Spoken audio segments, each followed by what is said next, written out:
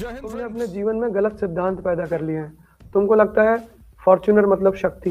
नहीं नहीं, तुम्हारी आधी ऊर्जा इसी में खत्म हो रही है कि मेरे पास फॉर्च्यूनर नहीं है, तुम्हारे पास शक्ति नहीं। ये देखो, गीता है हाथ में।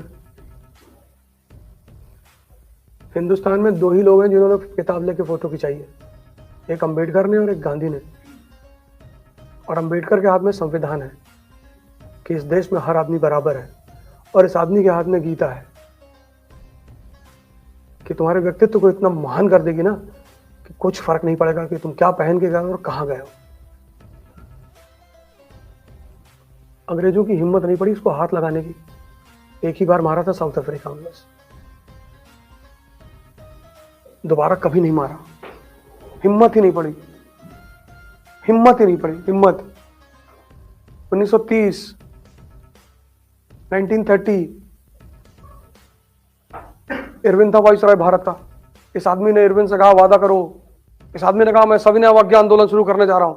इरविन ने कहा बाबा साइमन कमीशन अपना काम कर रहा है, बाबा साइमन को काम कर लेने दो, फिर हम लंदन में बैठ के चर्चा करेंगे कि भारत को आगे क्या देना है, राजनीतिक सुविधा क्या देनी है।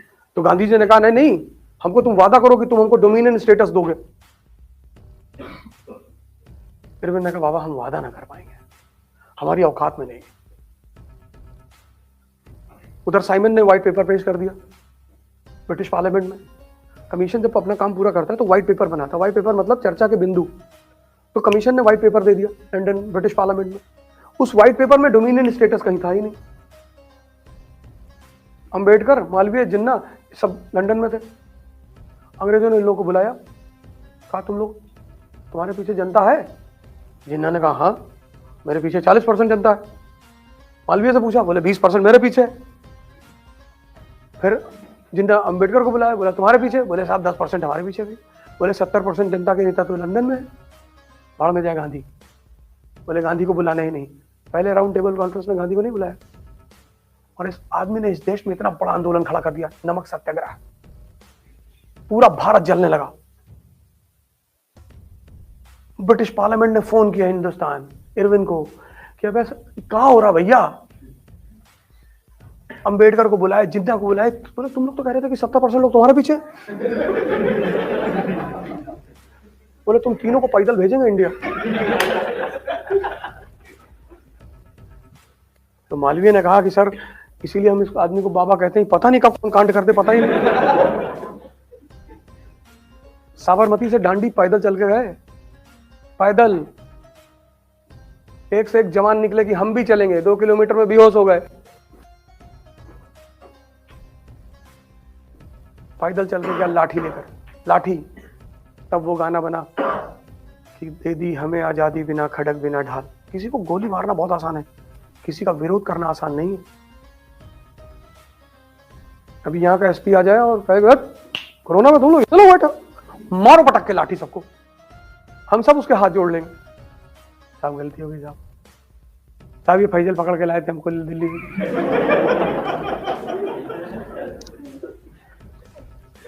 अब उस समय क्या होगा वो तो समय बताएगा ना। अभी की मैं एक बात कर रहा हूं। गांधी ब्रिटिश साम्राज्य के सामने खड़े हुए कि तुम गलत कर रहे हो। हिंदुस्तान में लोग कहते हैं मजबूरी का नाम महात्मा गांधी, ताकत का नाम। किसी का विरोध करके देखो, तुम्हारी लड़ाई में जो सबसे अहम चीज तुम्हारे जीवन भर काम आएगी वह तुम्हारा व्यक्तित्व। कोई ना, तुम्हारा माँ ना तुम्हारा बाप ना तुम्हारा टीचर, कोई नहीं।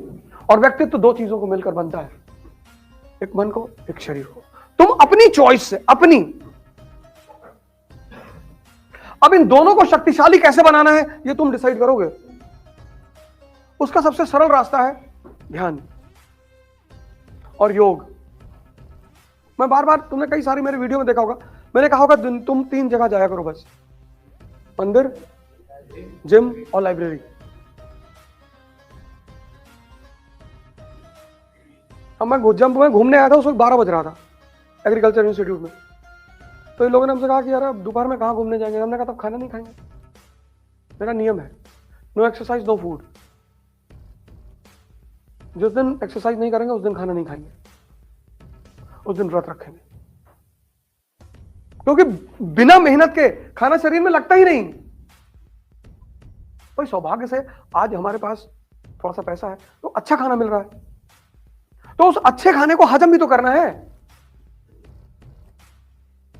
फ्रेंड्स बोले कितना कितना घूमेंगे, हमने कहा 12-13 किलोमीटर घूम लेंगे।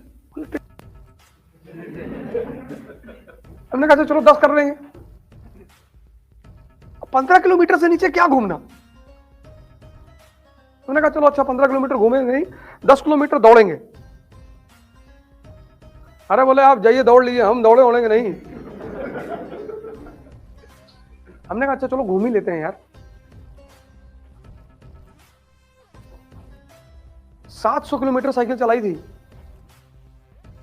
पिछले साल, 16 सितंबर से 26 सितंबर, कोरोना के पीक में, लखनऊ से दिल्ली। एक अटेम्प्ट बढ़वाने की मांग कर रहे थे आईएएस के लड़कों के लिए। 700 किलोमीटर साइकिल चलाई थी और मेरे साथ 15 लोग थे। 15 लोगों में 11 लोग 50 किलोमीटर के बाद लेट गए, और जितने लोग लेटे सबकी उम्र मुझसे 20 साल कम थी। लेट गए 50 के बाद, उन्नाव पहुंचते पहुंचते लेट गए, अब ना चला पाएंगे। हमने कैसे नहीं चलाओगे। एक भाटी जी हैं लोधी, उन्नाव के बड़े सुंदर और लाल लोधी, उन्नाव के अच्छे लीडरों में से हैं, बुजुर्ग आदमी है बेचारे। उन्हीं घर पे हम रुके थे, सुंदरलाल लोधी जी के घर में। हाँ अच्छा, ओहो, कब डेथ हुई उनकी? अच्छा, एजेड थे भी। हाँ हाँ हाँ, तो रोड से जैसे नीचे जाते हैं तो लेफ्ट हाइट साइड में उनका वो था मैरिज हॉल। हाँ वहीं रुके थे हम, मैरिज हॉल में उनके। बहुत अच्छे बहुत अच्छे बहुत अच्छे। हम सुबह दूसरे दिन 5 बजे निकलना था हमें, तो उन्होंने हमसे कहा कि अरे ओझा जी 5 बजे मत निकलिए, क्योंकि आप लोग सत्याग्रह पे हैं तो पुलिस को आने दीजिए, तो बिना पुलिस के मत निकलिए आप, क्योंकि पुलिस आपकी वो कर रही है, फॉलो कर रही है आपको, तो अगर रास्ते में कुछ भी होता है तो पुलिस प्रशासन को जिम्मेदार होगी। तो बड़ा अच्छा राजनीतिक अनुभव दिया उन्होंने मुझे, तो बड़े प्यारे आदमी। सुबह अपना पूरा खाने पीने का व्यवस्था कराया। तो मैंने उनसे रात में कहा, मैंने कहा बाबूजी ऐसा करो 2 लाठी मंगवा दो। कहे क्यों? हमने कहा जितने लोग सुबह नहीं उठेंगे तुम आए का है, चले आए तुम ऐसा सीन हम 700 किलोमीटर हम चला लेंगे। 11 लोग लेट गए रात में और सबकी उम्र 22 साल 23 साल। तो बाबूजी लाठी मंगवा लो। तो रात में हमको 2 लाठी मंगा के दी, लाठी रख दिया। हम कहे सो लो जितना देर सोना है, और 7 बजे हर आदमी को उठना है, और हर आदमी मुझे साइकिल पे मिलेगा, और भाग तुम सकते नहीं। अगर तुम सोचो कि हम बाहर निकल के बस पकड़ के भाग लेंगे, तब तुम दिल्ली में सोचो क्या होगा। फिर मैंने तुरंत उनसे बोला कि बाबूजी 2 नाई भिजवा दीजिए, तो उन्होंने 2 नाई भिजवाए। तो फिर सबको मालिश करवाया मैंने 12-1 बजे तक।